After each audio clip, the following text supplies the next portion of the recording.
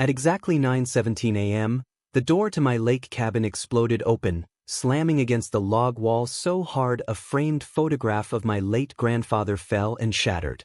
Glass sprayed across hardwood floors like crystalline rain, each shard catching morning sunlight streaming through windows that overlooked Lake Ashbury's glassy surface. In marched Karen Whitmore, HOA president of Lakeshore Estates, her designer heels stabbing into my floors with the rhythm of an executioner's drumbeat. She clutched her clipboard like a weapon, knuckles white with rage, face glowing crimson, voice trembling with manufactured authority that filled the room like poison gas. "Mr. Lawson, you are in direct violation of Subdivision Code Section 8.2, subsection D, and are hereby subject to immediate seizure of property under emergency HOA powers." Her words came fast, sharp, desperate, the sound of someone who believed their own lies so deeply they'd forgotten what truth sounded like. What she didn't realize, what made the U.S. District Judge sitting calmly across from me at my kitchen table raise one deeply amused eyebrow, was that I had spent the last 6 months meticulously documenting every illegal act her HOA had committed. Every forged signature, every fraudulent fine, every trespassing incident, captured in high-definition video and organized in color-coded binders that now sat between Judge Harold Simmons and his morning coffee. The very federal agency she thought would help her destroy me was about to indict her for wire fraud, mail fraud, and conspiracy to commit extortion. The metallic click of FBI agents' footsteps on my porch steps echoed like a countdown to justice. Karen's eyes darted toward the door, then back to the judge, confusion and panic finally cracking through her armor of entitlement. "What would you do?" I said, voice calm as the lake outside my window, "if the woman who's tormented you for months, who's tried to steal your family's legacy, who's filed dozens of false charges against you, stormed into your home while you're sitting across from the federal judge investigating her crimes? Let me rewind 6 months and tell you exactly how we got here. How a 49-year-old marine electrician with calloused hands and his grandfather's cabin became the target of a criminal conspiracy. How I fought back against a HOA dictator who thought her clipboard was more powerful than the law. This is my story. And trust me, you won't believe how it ends. My name's Ethan Lawson. 49 years old, marine electrician by trade, son of a commercial fisherman, and proud grandson of Frank Lawson, the man who built this cabin in 1958 with nothing but hand tools, determination, and a dream of creating something that would outlast him. The property sits on the eastern shore of Lake Ashbury, surrounded by 40 acres of pristine wilderness where towering pines whisper secrets to the wind and loons sing their haunting calls at dusk. The water here runs so clear you can see 20 feet down to where sunfish dart between ancient rocks that have witnessed a century of seasons changing. My grandfather carved every beam of this cabin by hand, one nail at a time, during summers when he wasn't out on fishing boats pulling nets heavy with salmon and halibut. The logs still bear the marks of his craftsmanship, precise notches that fit together like puzzle pieces, sealed with a mixture he created himself that's kept this structure standing through 66 winters of mountain storms and summer heat. After 20 years of wiring oil rigs in the North Sea and installing electrical systems on ferries that crossed the Puget Sound in weather that would make grown men weep, I came home burned out, divorced, and desperate for the kind of peace I remembered from childhood summers spent here with my grandfather. I bought out my siblings' shares of the inheritance. My sister Sarah got the Seattle house, my brother David took the fishing boat, and this place became mine completely.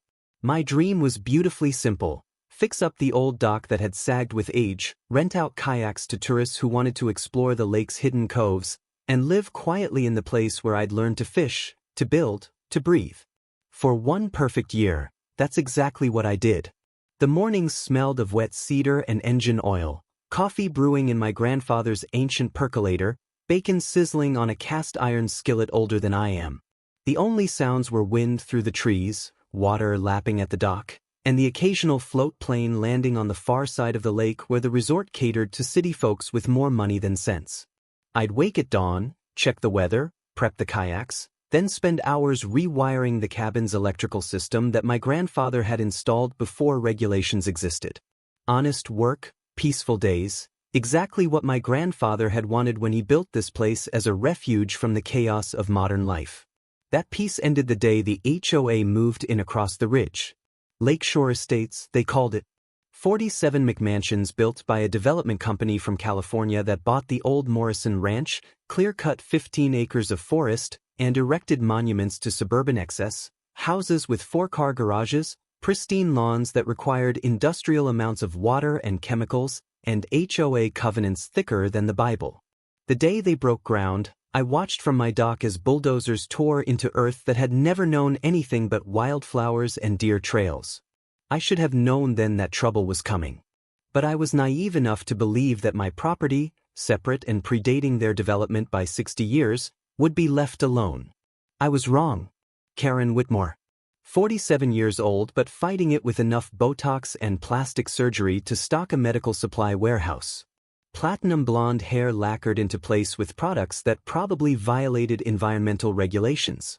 Former realtor turned current self-proclaimed guardian of community standards and property values, phrases she wielded like weapons against anyone who didn't meet her impossibly narrow definition of acceptable. She arrived on my dock uninvited on the first truly warm morning of spring, stepping carefully in designer heels completely inappropriate for weathered wood planks, clipboard tucked under her arm like a shield, pearls flashing in the morning sun like shark teeth ready to bite. The sharp click of her heels on my dock announced her approach long before I looked up from replacing a corroded electrical junction box on my kayak rental shed. She carried herself with the confidence of someone who'd spent years telling other people what to do and expected immediate compliance. "Mr. Lawson," she announced without introduction, voice carrying that particular tone rich people use when addressing those they consider beneath them. "I'm Karen Whitmore, president of the Lakeshore Estates Homeowners Association. I need to inform you that all waterfront properties within our jurisdiction are required to maintain a uniform aesthetic standard as outlined in our Community Covenant Section 4, Subsection 7. I straightened up, wiping grease from my hands onto my work jeans, and actually laughed. Not politely, I genuinely thought she was joking. "Ma'am, this cabin's been here since Eisenhower was president. You just built your development 2 years ago. I'm not in your HOA, never signed anything, and my property predates your rules by 6 decades. Her smile froze on her face like ice forming on a winter lake. The temperature dropped 10 degrees despite the warm sunshine. "Mr. Lawson, I don't think you understand how these things work. The Lakeshore Estates covenant covers all waterfront parcels in this quadrant. Your structure creates visual blight that impacts property values for our residents who've invested considerable sums in their homes." My structure? I could feel my blood pressure rising. My grandfather built this cabin with his own hands. It's been in my family longer than you've been alive. And I'm not part of your HOA, so your rules don't apply to me. She pulled a document from her clipboard with the flourish of a magician revealing a trick. "According to recently updated county boundary assessments, your parcel is contiguous with our development's waterfront designation. You'll be receiving formal documentation very soon. Have a lovely day, Mr. Lawson." She turned on her heel and walked back down my dock, her Escalade waiting on the dirt road, engine running, wasting gas while she delivered her threats. I watched her drive away, the dust from her departure settling slowly in the morning air, and felt the first cold touch of dread settling in my stomach. The next day, an envelope appeared nailed, literally nailed with a 3-inch galvanized spike, to my front door. Inside, printed on official-looking letterhead with the Lakeshore Estates logo, was a citation, $1,500 fine for non-compliant exterior materials creating aesthetic disharmony and unapproved dock structures violating waterfront uniformity standards. The document threatened property liens, legal action, and enforcement measures as deemed necessary by the HOA board if I didn't comply within 30 days. I stood there holding that paper, feeling the weight of what was coming, and realized that Karen Whitmore had just declared war. She'd picked the wrong cabin, the wrong man, and the wrong legacy to mess with. But she didn't know that yet. It began. Within a month, the HOA launched what I came to call Operation Bleed Him Dry, a systematic campaign of financial harassment designed to force me to either comply or sell.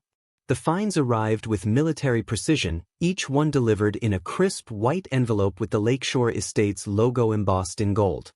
$300 fine for parking my work truck in a manner visible from adjacent properties, my own driveway. $500 fine for noise pollution exceeding community standards, the sound of my generator during routine electrical repairs at 2 p.m. on a Wednesday. $1,000 fine for unauthorized commercial activity without proper business permits, because I rented out 2 kayaks through a simple Facebook post to tourists wanting to explore the lake. Each fine came with increasingly threatening language about property liens, foreclosure proceedings, and the HOA's legal obligation to maintain community standards through all available enforcement mechanisms.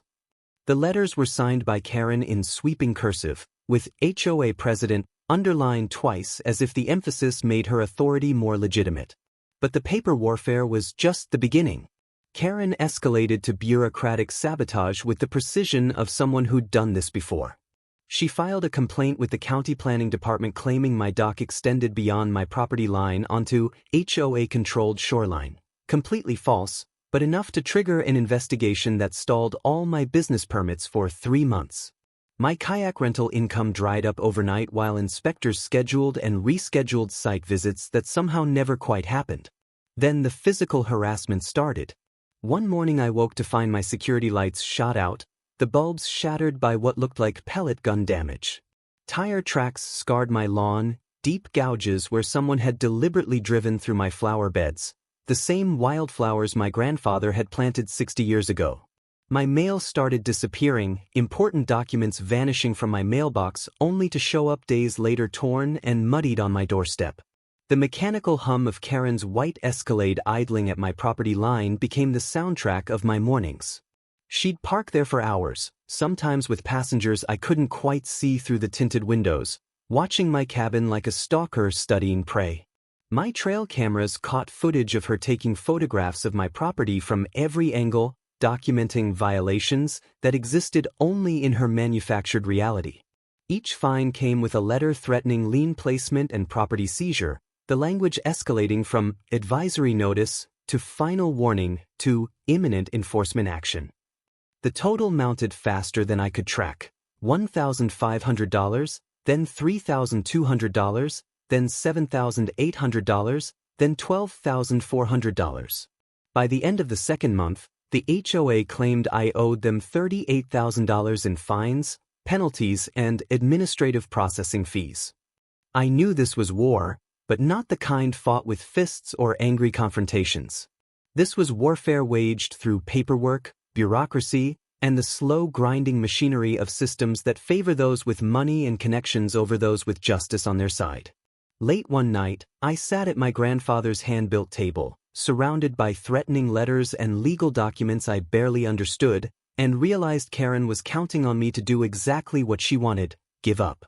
Sell the cabin to some developer who'd tear it down and replace it with another generic mansion. Let her win through sheer exhaustion and financial pressure. The smell of diesel and pine sap mixed with my growing rage as I stared at those letters. My grandfather had fought through the Great Depression, World War II, and decades of backbreaking work to build this place. He'd survived storms that had sunk fishing boats, economic crashes that had destroyed fortunes, and the slow march of progress that had paved over half the wilderness he'd loved. I'd be damned if I let some HOA dictator with a clipboard destroy what he'd built.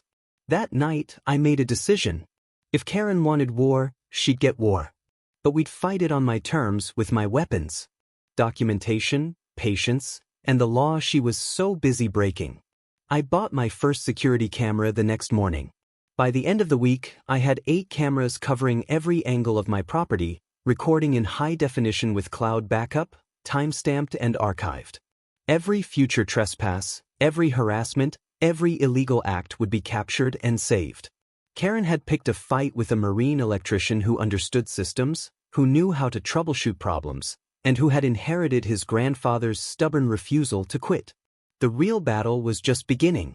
I started digging into the HOA's foundation the way I'd troubleshoot a faulty electrical system, methodically, patiently, following each wire back to its source until I found the short circuit. The county clerk's office occupied a dimly lit basement that smelled like mildew, old paper, and decades of bureaucratic neglect. Fluorescent lights hummed overhead, casting sickly green illumination across rows of filing cabinets that stretched back into shadows. The clerk, a weathered woman named Martha who'd worked there for 33 years, watched me with the weary patience of someone who'd seen every type of property dispute imaginable. "Looking for HOA founding documents?" she asked, already pulling a key ring from her desk drawer. "You're the third person this year asking about Lakeshore Estates." That woman's made herself some enemies. 3 hours of digging through dusty files revealed what Karen clearly didn't expect anyone to check: the actual legal boundaries of the HOA's jurisdiction. The Lakeshore Estates Charter, filed in 2021, claimed authority over all contiguous waterfront parcels within the designated development zone as mapped in Exhibit A, attached here too. But when I pulled Exhibit A and laid it next to historical survey maps dating back to 1958, the truth became crystal clear. My property wasn't contiguous with their development. There was a 20-foot strip of state-owned buffer zone, protected wetland designated by the Department of Natural Resources in 1987, sitting directly between my eastern property line and the nearest HOA parcel. Legally, they had zero authority over my land. Zero jurisdiction. Their entire campaign of harassment was built on a foundation of lies. That night, under the dim light of my kitchen lamp, I spread out maps across my grandfather's table. Survey maps from 1958 showing original property lines. County assessor maps from 1975, 1992, 2008, and 2021. Every single update showed the same undeniable fact. My land was legally independent, separated from the HOA by protected state property they couldn't claim or cross. But something else caught my eye. The HOA's boundary map, filed in 2021, showed lines that extended past the state buffer zone, lines that illegally included my property. When I compared the digital file to the original hand-drawn survey from the county's archive, I saw it. Someone had altered the boundaries, adding my parcel to their jurisdiction without legal authority. More digging revealed something even more damning. The digital survey map filed with the county bore the signature of Robert Chen, a licensed surveyor. But when I called Chen's office, his assistant told me he'd retired in 2019, 2 years before the survey was supposedly completed and signed. Someone had forged his signature. Someone had deliberately falsified county records to manufacture jurisdiction over my property. I knew then that this wasn't petty HOA harassment. This wasn't about property values or aesthetic standards or any of the sanctimonious nonsense Karen had been spouting. This was organized fraud, carefully planned, deliberately executed, and criminal in both intent and action. The question was, why? Why go through this much effort to claim authority over one old cabin? The answer came 3 days later when I found a real estate listing from 2020, before the HOA was even formed. Karen's husband, David Whitmore, owned a development company called Lakefront Improvements LLC. They'd submitted plans to the county for a luxury resort development spanning 60 acres, including waterfront access for boat launches, a marina, and private beaches. The proposed site? My 40 acres. My land was the keystone property they needed for their multi-million-dollar development plan. The HOA harassment wasn't random cruelty. It was a calculated strategy to force me to sell at distressed prices so they could complete their vision of transforming this wild shoreline into another generic luxury resort. Everything clicked into place with the cold precision of a circuit board finally receiving power. The forged surveys. The manufactured fines. The bureaucratic sabotage.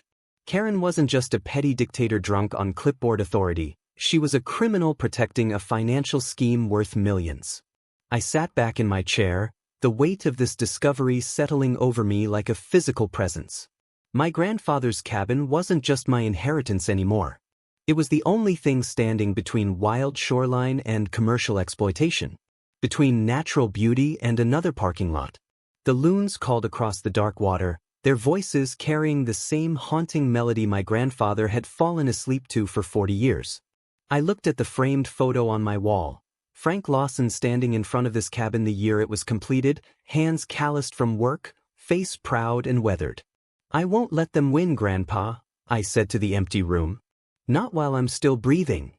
That night, I didn't sleep. I organized every document, every map, every piece of evidence into a comprehensive file.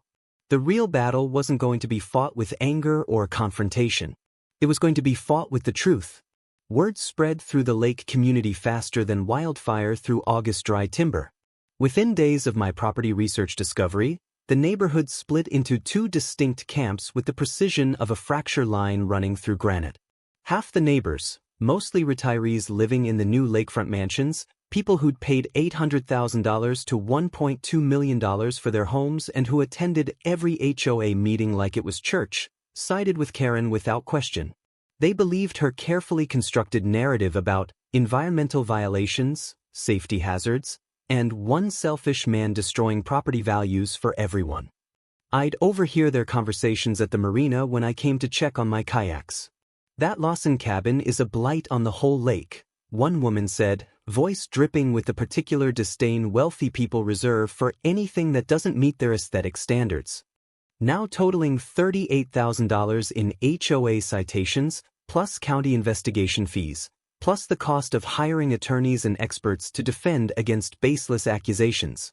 My savings account was hemorrhaging money faster than I could track. Then Karen played her ace, family connections.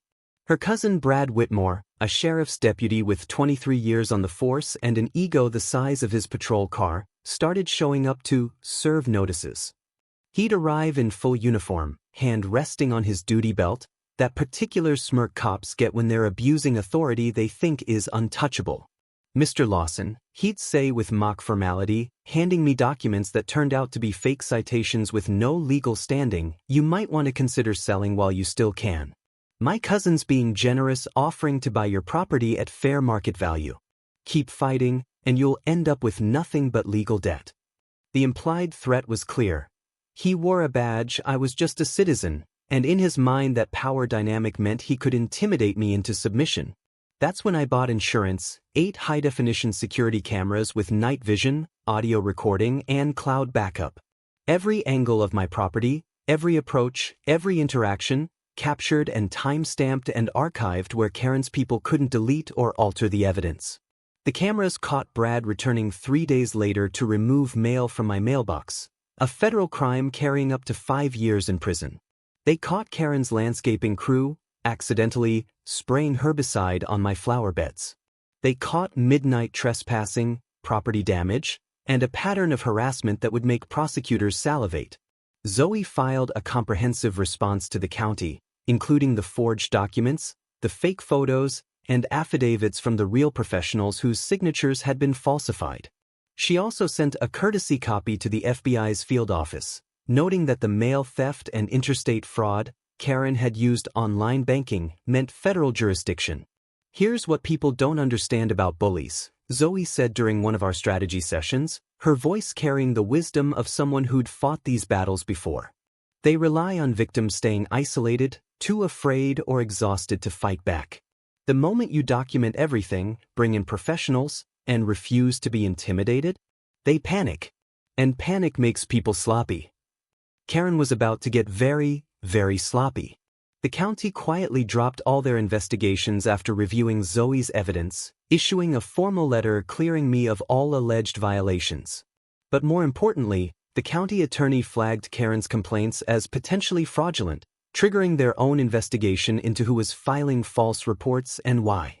The noose was tightening, and Karen could feel it. Her next moves would be driven by desperation rather than strategy. And desperate people make fatal mistakes. Justice moves slowly, grinding forward with the patience of glaciers carving mountains. But veterans of long campaigns know something bureaucrats don't. Sometimes the slowest approach wins the war because it builds foundations that can't be shaken. My old fishing buddy Tom Keller became the first official member of what we'd later call Operation Grandpa's Legacy. Retired police detective, 32 years on the force, the kind of investigator who could spot patterns in chaos and follow evidence trails that led to places criminals thought were safely hidden.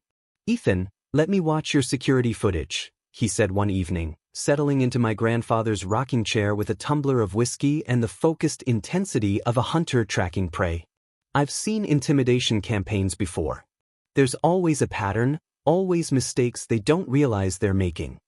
He spent 2 nights reviewing hundreds of hours of footage, taking notes in his detective's notebook that he'd carried for 3 decades.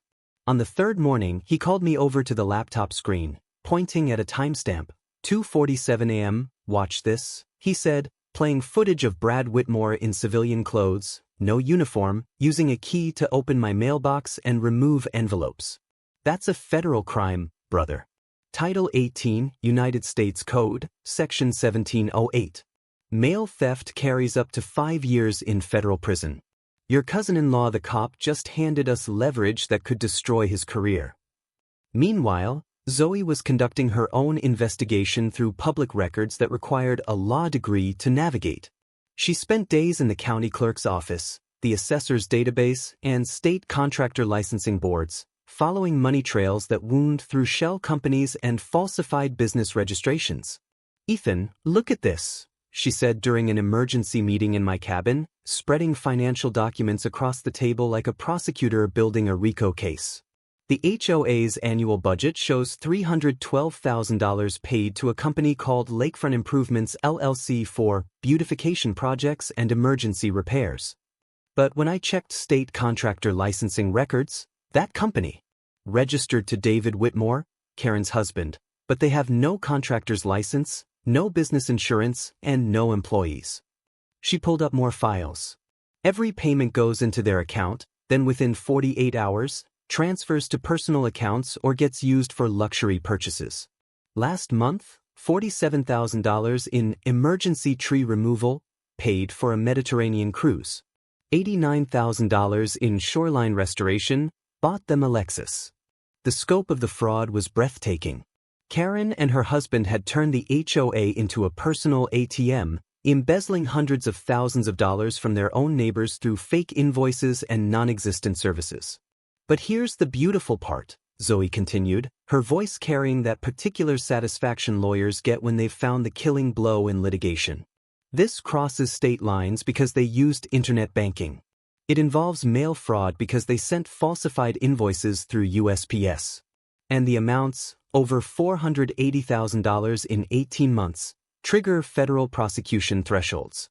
Isn't just local HOA corruption anymore. This is federal felony territory. She picked up her phone. I worked with a federal prosecutor 5 years ago on an environmental case.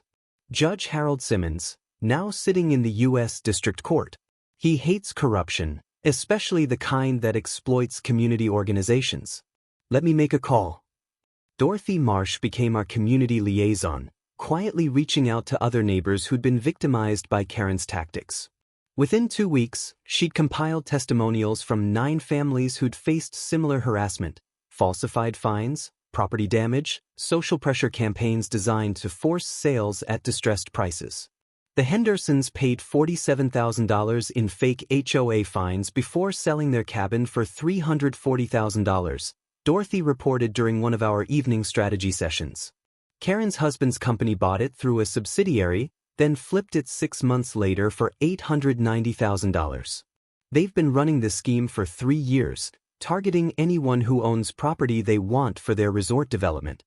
We built our alliance carefully, methodically, with the patience of people who understood that rushing to confrontation before having overwhelming evidence would give Karen the opportunity to destroy documents and manufacture defenses. Tom handled security and evidence documentation.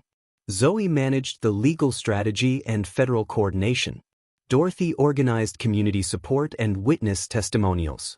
And I kept living my life, maintaining my property, documenting every interaction, and refusing to be intimidated. The cameras caught everything: late-night trespassing, property damage, threatening visits from Brad in uniform using his badge to intimidate. Every incident got tagged, time-stamped, and uploaded to cloud storage where it couldn't be destroyed or altered. We compiled a dossier thicker than a phone book: forged surveys, falsified citations, embezzlement evidence, witness statements, financial records showing the money trail from HOA accounts to personal luxury purchases. Then Zoe made the call that would change everything. Judge Simmons will meet with us, she announced one evening, her voice tight with controlled excitement. "Quietly, off the record at your cabin. He wants to see the property, review the evidence, and hear your story directly. If he agrees there's probable cause, he'll coordinate with the FBI's Financial Crimes Unit." The pieces were moving into position like a chess endgame where the opponent doesn't realize checkmate is inevitable. All we had to do now was wait for Karen to make her final, fatal mistake. The investigation unfolded like a slow-motion avalanche, silent at first, gathering momentum invisibly, until the weight of accumulated evidence became unstoppable and devastating. Judge Harold Simmons arrived at my cabin on a Thursday morning in late August, driving an unmarked sedan that looked like it belonged to a retired accountant rather than a U.S. District Court judge. 62 years old, silver hair, wire-rimmed glasses, wearing jeans and a polo shirt that let him blend into the lake community without drawing attention. His handshake was firm, his eyes sharp, and when he looked at my grandfather's cabin, I saw something unexpected: respect. "Mr. Lawson," he said, voice carrying the gravitas of someone who'd spent 3 decades on the federal bench, "I grew up in a cabin not much different from this one. My grandfather built it on the Columbia River in 1947. When developers tried to force my family out in the 80s, we fought for 3 years and lost. That cabin's underwater now, drowned by a dam project that should never have been approved." He paused, looking across the lake's glassy surface. "I won't let that happen to you." We sat at my grandfather's hand-built table, the same table where Frank Lawson had cleaned fish and taught me to tie knots and told stories about surviving the Depression, and I walked the judge through 18 months of documentation. Every citation, every fine, every threatening letter, laid out in chronological order like a prosecutor building a case for a jury. Zoe presented the financial evidence. Spreadsheets showing money flowing from HOA accounts to shell companies, then to personal purchases. Credit card statements for luxury goods charged as community maintenance expenses. Bank records showing $480,000 in fraudulent transactions over 18 months.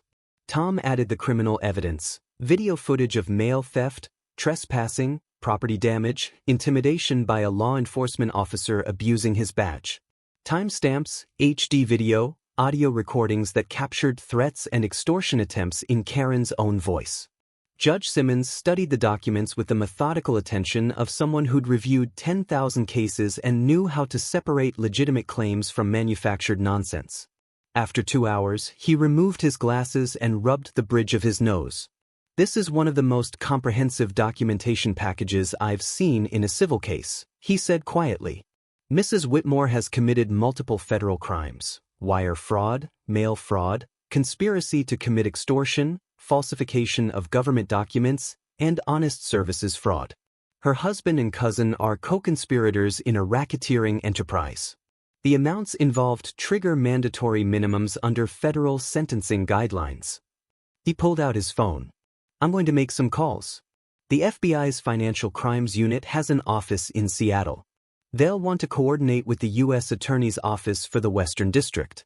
Your role, Mr. Lawson, is going to be continuing exactly what you've been doing. Document everything, maintain security footage, and stay visible. They need her to keep operating so they can catch additional crimes in progress." The next phase felt like being an actor in a crime drama, except the stakes were my grandfather's legacy and potentially years of my life if Karen's scheme succeeded. Federal agents began surveillance, watching Karen's movements, tracking her financial transactions, building a case that would survive appellate challenges and result in convictions that couldn't be overturned on technicalities. My role was to be the bait, to keep living my life, knowing I was being watched by both sides. Karen's people monitoring my property looking for violations to exploit, federal agents monitoring Karen's people documenting crimes in real time. Each evening, I'd upload security footage to encrypted cloud storage that FBI forensic accountants reviewed for evidence. Tom would send his daily analysis to the investigative team, highlighting patterns and connections I might have missed. Judge Simmons arrived at 8:45 a.m., dressed in casual clothes but carrying the authority of the federal bench in every gesture. Zoe arrived at 8:50 with her legal files and recording equipment. At exactly 9 a.m., we sat down to begin the site inspection, Really just theater designed to give Karen a target she couldn't resist. The cameras were rolling, the FBI was watching, and the trap was set. All we needed now was for Karen Whitmore to do what she'd been doing for 18 months, storm into my life without permission and demand compliance with her fraudulent authority. We didn't have to wait long. At 9:17 a.m., I heard the distinctive sound of her Escalade's engine, followed by car doors slamming, followed by her heels clicking rapidly across my porch. The door exploded open. Showtime. The morning sunlight streaming through my cabin windows caught the dust motes stirred up by the door slamming against the wall, creating a momentary haze that made Karen Whitmore's dramatic entrance look almost theatrical, like a stage villain arriving for the third-act confrontation. She stood in my doorway, chest heaving with exertion and rage, her carefully styled platinum hair slightly disheveled from the violent entry, her designer suit somehow making her look more ridiculous than authoritative in the rustic setting of my grandfather's hand-built cabin. Her clipboard was clutched in both hands like a shield, knuckles white with tension, face flushed crimson with the particular color of someone who's convinced their tantrum will finally get results. "Mr. Lawson." Her voice came out shrill, cracking slightly on my name, the practiced authority she usually wielded now edged with desperation. "You are in direct violation of Subdivision Codes Section 8.2, subsection D. You are hereby subject to immediate seizure of property under emergency HOA enforcement powers. This construction project is shut down effective immediately." Judge Harold Simmons, seated calmly across from me at my grandfather's table with a cup of coffee steaming in his hands, turned slowly to face her. He didn't stand, didn't raise his voice, didn't make any sudden movements. He simply looked at her with the calm, measured gaze of someone who'd presided over federal courtrooms for 30 years and had seen every variety of human foolishness imaginable. "Mrs. Whitmore," he said quietly, each word carrying the weight of judicial authority that needed no volume to be felt, "you've just committed trespass on federal property. This cabin is currently under U.S. District Court review. Entry without permission constitutes a federal crime." The color drained from Karen's face like someone had pulled a plug. Her mouth opened, closed, opened again, producing no sound as her brain tried to process information that contradicted her entire understanding of the power dynamic she thought she controlled. "I what?" "No, you don't understand," she stammered, taking a step backward but not yet leaving. "This man has been violating HOA regulations for 18 months. I have documentation. I have—" The sound of car doors closing outside cut her off. Through the cabin windows, we all watched as 4 individuals in dark suits with FBI credentials visible on their belts approached the porch with the purposeful stride of federal agents who've been waiting for this exact moment. Special Agent Jennifer Moss entered first, a woman in her mid-40s with short dark hair and the no-nonsense demeanor of someone who'd spent 20 years investigating white-collar crime. She held up her credentials for Karen to see clearly. "Mrs. Whitmore, I'm Special Agent Moss with the FBI's Financial Crimes Unit. We've been investigating allegations of wire fraud, mail fraud, and conspiracy to commit extortion related to the Lakeshore Estates Homeowners Association. We need you to step outside, please."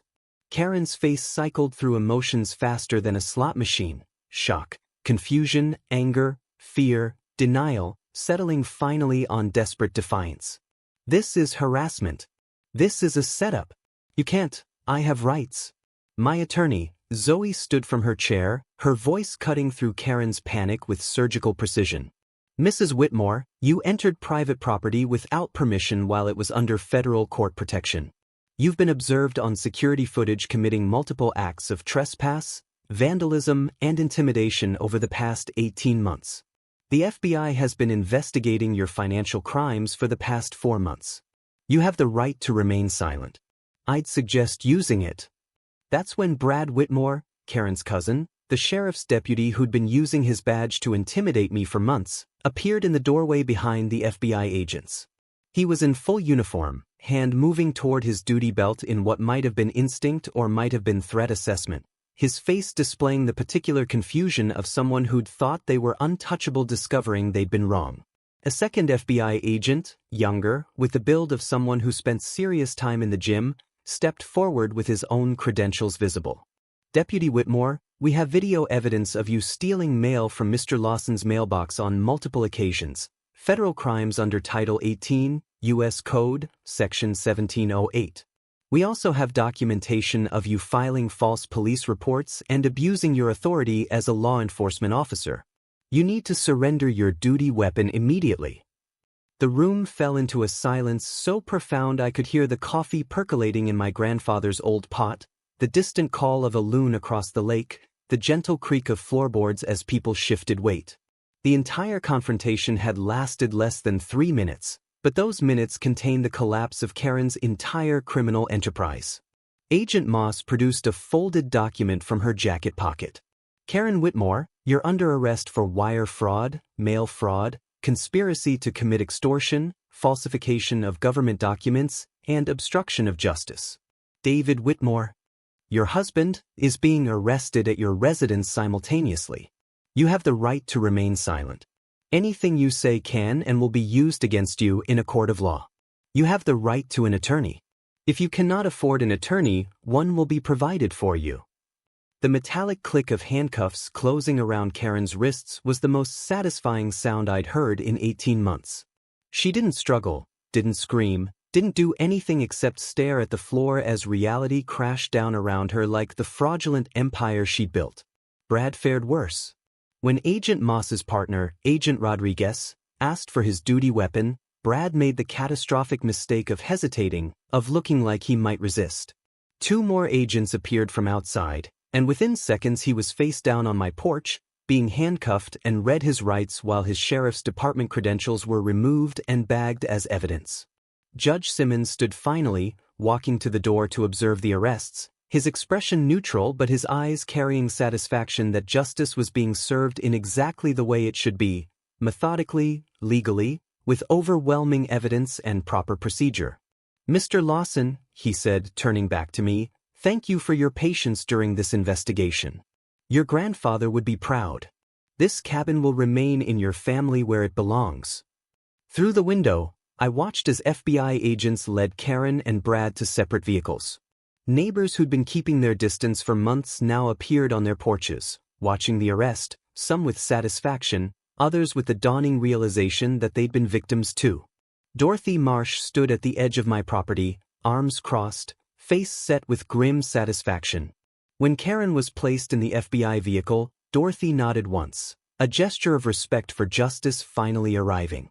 The smell of fresh coffee mixed with the morning lake air and the scent of my grandfather's pine logs, creating a moment that felt both surreal and absolutely right. After 6 months of torment, of harassment, of fighting to keep what my family had built, the battle was finally over. But the real story, the lessons about standing up to bullies, about documentation and patience, about communities finding courage, that story was just beginning.